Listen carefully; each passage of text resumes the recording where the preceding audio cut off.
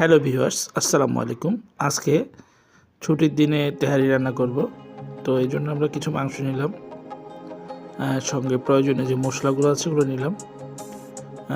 মশলা ঘরোয়া যে মশলাগুলো আমরা ব্যবহার করি ওগুলো নিলাম। নেওয়ার পর এখানে একটু দই দিয়ে কিছুক্ষণ প্রায় আধা ঘন্টার মতো করে রাখবো।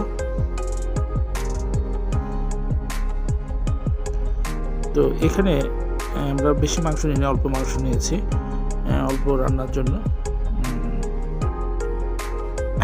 এরপর আমরা একটু নেড়ে চেড়ে একটু ভাজির মতো নাড়বো।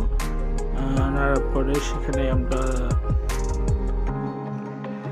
চাল দিয়ে দিলাম, আধা কেজির মতো চাল দিয়ে দিলাম। দুজনের রান্না এখানে। চাল নিয়ে আবার একটু ভাজির মতো করে নাড়বো। পানি দিয়ে, প্রয়োজনীয় পানি দিয়ে এটাকে চালটিকে জাল দিব।